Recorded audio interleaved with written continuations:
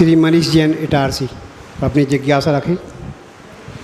आप मंदिर के विषय में विधि बता रहे थे तो मेरे मन में एक जिज्ञासा उठी। हमारे यहाँ हमारे आदरणीय चिंटू चाचा जी बैठे हुए हैं, उनका बहुत मन था एक बहुत भव्य मंदिर बनाने का, लेकिन वो किसी कारण से बन नहीं पाया। तो उसमें उनके ऐसे कुछ कर्म का उदय था या कुछ कि मतलब इतना सोचा था उन्होंने बहुत भव्य मंदिर बनाने का और फिर नहीं हो पाया। देखो ऐसा है, आपसे हम कई बार बोलते हैं अकल वाले कल की बात नहीं करते। जो करना है अच्छे काम जल्दी करना है, सुबह से शीघ्रम करना चाहिए।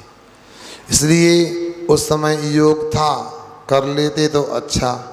और यदि भावना है, आगे भी बहुत सारे इसे निमित्त मिलते हैं, उसमें निमित्त में शामिल होकर के हम लोग मंदिर बनाने का लाभ ले सकते हैं। प्राचीन मंदिर का जीर्णोद्धार कर सकते हैं, वेदी आदि जीर्ण शीर्ण हो गई उसको बना सकते हैं। बहुत सारे दूसरे नगर में भी मंदिर का निर्माण हो सकता है। मैं तो कहता हूँ वीतराग धर्म की प्रभाव ना करने के लिए हमें कभी किसी का इंतज़ार नहीं करना चाहिए, जैसे बने लाभ लेना चाहिए। अब उनकी क्या परिस्थिति रही वकील साहब की वो स्वयं बता देंगे। और इतना कहना चाहता हूँ, किसी को भी अच्छे काम करने का बहाव होता है तो कल के ऊपर नहीं छोड़ना चाहिए। पता नहीं कौन सी घटना घट जाए। एक घटना मैं सुनाता हूँ छोटी सी। 2020 में मेरा चतुर्मास बिरसा ज़िले में गंज बासुदा में हुआ था। वहाँ आपकी पर्सनालिटी के एक अनिल भैया थे, अनिल प्रेस वाले। उनसे कहा शिविर में आपको आना है 10 लक्षण में। उन्होंने कहा हमारा समय से कर जाना है, मैं नहीं कर पाऊँगा। मैंने कहा अनिल भैया शिविर कर लो, कल का कोई भरोसा नहीं है। उन्होंने मेरी बात का सम्मान किया, शिविर का फार्म भरा और शिविर में 10 दिन आनंद से रहे, पूरी अनुशासित रहे, अनेक से प्रार्थियों को संभालते रहे। इसके बाद समय शिखर जी यात्रा करने गए और पारसनाथ टोंक पर गए और आखिरी श्वास उन्होंने वहीं पर ली, जीवन समाप्त हो गया। आगे श्रीमती मनीषा जैन इटारसी, इसके बाद तैयार रहे श्रीमती उषा बजाज इटारसी। महाराज जी हमारी दो जिज्ञासा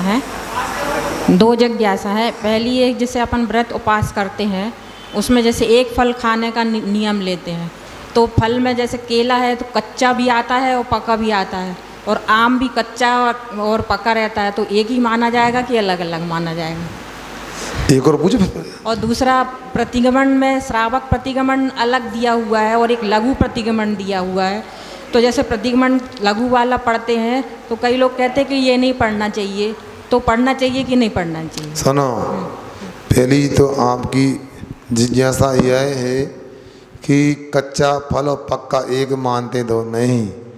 आपसे कहूँ यदि कच्चा आम है और पक्का उसको एक मानना, यूँ तो फिर हापुस आम अलग, दशहरी अलग, तोतापरी अलग, ये भी गड़बड़ हो जाएगा। नहीं, एक आम तो आम होता है, कच्चा केला, पका केला, अधपका केला ये भी अलग होता है। नहीं फिर तो उसमें भी हो जाएगा सब्जी का केला अलग, समोसे का अलग, केला बड़े का केला अलग। नहीं, एक मान लें उसको, एक समाधान हो गया। दूसरा, आप प्रतिक्रमण को लेके पूछ रही थी। प्रतिक्रमण तो क्या निर्माणी में लोग कुछ भी छाप देते हैं। मैं स्पष्ट बोलता हूँ, जिन लोगों ने प्रतिमा रूप में व्रत लिए हैं, शराबा की प्रतिमा लिए हैं, उनको कोई भी निर्माणी का इधर उधर का प्रतिक्रमण नहीं करना चाहिए। संस्कृत में जो जीवी परमात्मा पापिष्टेन दुरात्मा वाला पाठ दिया है वो करना चाहिए। यदि वो नहीं कर सकते तो मैंने गुरु महाराज के परोक्ष में उनके आशीर्वाद से समय शिखर की यात्रा में उसी प्रतिक्रम का हिंदी में गद्य का गद्य और पद का पद्य अनुवाद किया है। वो प्रतिक्रम आपको कई जगह उपलब्ध हो जाएगा, सागर में, दिल्ली में, सतरलगा में, हमारे पास अभी इटारसी में भी है। तो आप उस प्रतिक्रमण को पढ़ें, उसी से वृत्ति श्रावकों के 12 व्रतों की शुद्धि होती है। और जिनकी प्रतिमा नहीं है उनको आलोचना पाठ सर्वोत्तम प्रतिक्रमण होता है। और फिर भी जिन वाणी में यदि कोई लिखा है आप करो तो मना नहीं है। प्रतिक्रमण तो जैसा लिखा है गौतम स्वामी के द्वारा माना जाता है, उसी को करना चाहिए। उपलब्धि यहाँ हो जाएगा, पूछ लेना। अब अपनी जिज्ञासा रखें श्रीमती उषा बजाज, इसके बाद तैयार हैं श्री विकास जी जैन पटवा।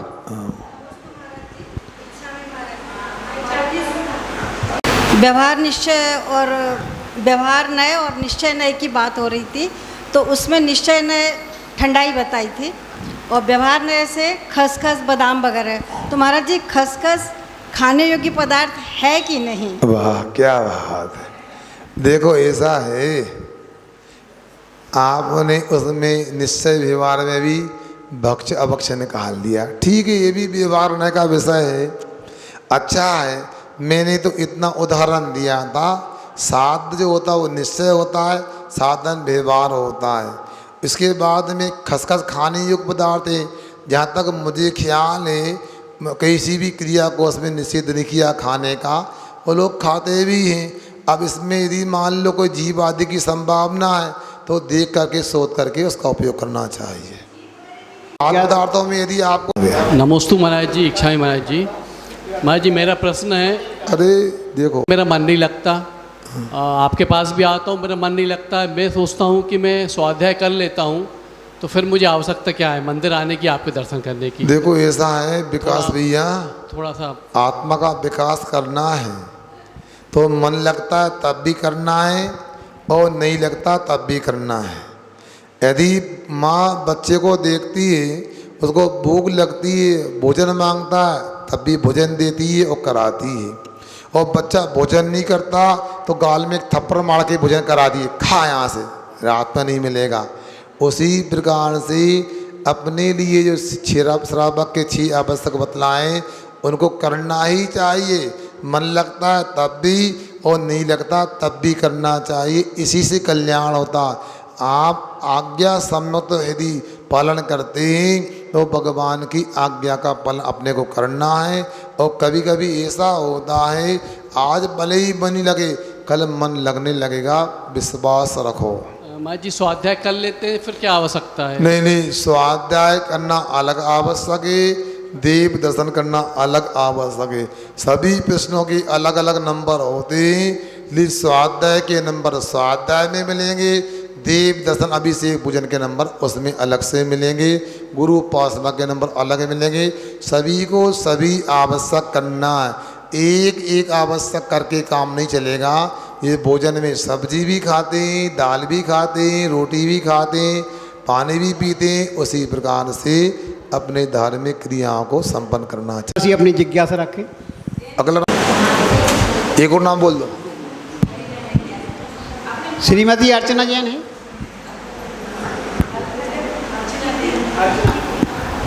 नमोस्तु महाराज, त्योहार आ रहा है तो उसको कैसे मनाना चाहिए, किसको राखी बांधना चाहिए? कई लोग टेबल पे बांधते हैं, कोई दरवाजे में बांधता, कोई पीछे में, तो इसका जिज्ञासा है। देखो पूछा गया है कि महाराज जी रक्षाबंधन कैसे मनाएं। ध्यान रखो, रक्षाबंधन शब्द को समझो।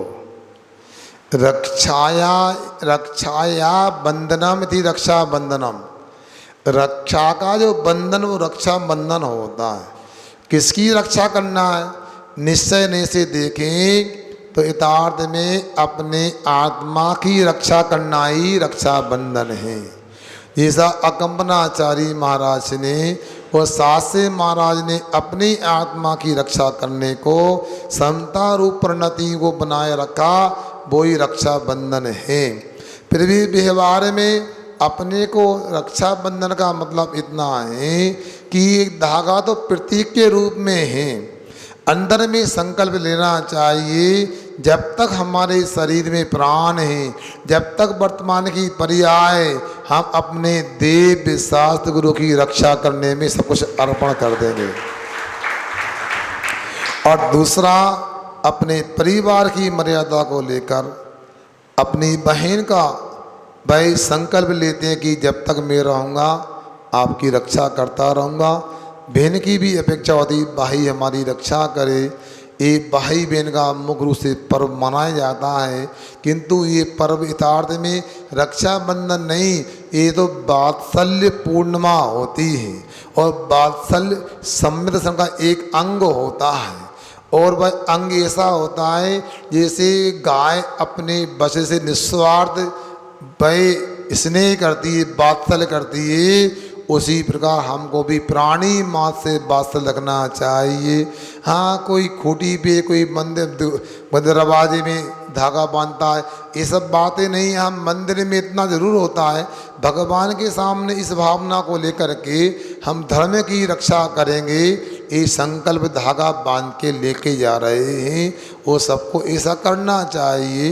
यथार्थ तो यही है, वात्सल का पर्व है, अपने को वात्सल अंग का परिचय देना चाहिए। श्रीमती विभा जैन इटारसी। ये माइक ठीक करो। नमोस्तु महाराज जी, इक्षामी महाराज जी। महाराज जी, मेरा ये प्रश्न है, जैसे अपन जैन लोग हैं तो दरवाज़ों पर कोई नमोकार मंत्र लगाता है मेन गेट पर, या कोई चिन्ह का प्रयोग करता है अपने धर्म से संबंधित, तो जब अशुद्धि वगैरह रहती है महाराज जी, तो फिर वो मतलब पवित्रता उसकी नहीं बरकरार रह पाती। अब देखो, इसलिए कहते हैं कब कहाँ लिखना है। सब जगह रमोकार मंत्र भी नहीं लिखा जाता है। आप यदि अपने कोई अच्छे कोई स्वाध्याय आदि कमरे हैं वहाँ लिखते हो तो मना नहीं है। कोई विशेष आपका वहाँ पर सामान रखा रहता है जो आवश्यक है, मगर वहाँ ऐसे अशुद्धि वगैरह के लोग नहीं जाते, वहाँ लिखो, वो मना नहीं है। मगर ऐसा कौन है कि स्नान घर के ऊपर रमोकार मंत्र लिख दो? ये तो आपके विवेक की बात है। सामान्य से स्वास्थ्य बनाना अलग बात होती है। रमोकार मंत्र तो बहुत बड़ा मंत्र है, 84 लाख मंत्रों का राजा है। उसको ऐसा कहीं लिखा नहीं जाता है, और लिख दे तो मिटाया भी नहीं जाता है। आप दीवारों पे ऐसे लिखो तो मिटाया भी जाएगा, समझ, ऐसी जगह लिखो मिटाया ना जाए। सावधानी से काम करना चाहिए। भावना अच्छी होती है, मगर कौन से मंत्र का कहाँ प्रयोग करना है इसका विवेक रखो। और दूसरी बात, एक नया चलन चल गया है, रमोकार मंत्र बैंक। रमोकार मंत्र लिखा जाता कापियों पर। अब मैं सोचता हूँ कि हमारे शास्त्रों को तो कोई संभाल नहीं पा रहा, शास्त्रों की तो कदर नहीं हो रही, धूल नहीं निकाल पाते आप लोग। अब रमोकार मंत्र लिख लिख कर डायरियाँ भर दोगे, उन डायरियों को क्या होगा? हम जमा कर देंगे तो वहाँ भी क्या होगा? अंत में तो गला दिया जाएगा। तो वही तो बात है, पानी में लिख कर मिटाया हो, ऐसे गलाया। तो आप लोग रमोकार मंत्र की जाप करें, पाठ करें, चिंतन करें, इससे ज़्यादा लाभ मिलने वाला है। रमोकार मंत्र लिख करके आगे क्या होगा इसका विचार करें। मैं तो बहुत सोचता हूँ कि शब्दों का उपयोग कम से कम किया जाए लिखने में, मगर आप लोग जब शब्दों का उपयोग भी सीमित करते, क्योंकि ये भी कथन है कि जो भी शब्द होते हैं रमोकार मंत्र नहीं, सामान्य शब्द भी हैं, ये भी द्वादशांग के ही अक्षर हैं, इसलिए आप लोगों को बचना चाहिए। अखबार वगैरह भी होते हैं, उनमें भी अक्षर लिखें, वो भी तो कहीं ना कहीं द्वादशांग के अक्षर तो हैं। केसलॉन्च करने में भी मैं कोरा कागज़ लेता हूँ, क्योंकि लिखा हुआ कागज़ लेंगे तो वो फेंकना पड़ेगा, तो कोरा कागज़ लेकर के उसमें राख रख कर केसलॉन्च करते हैं।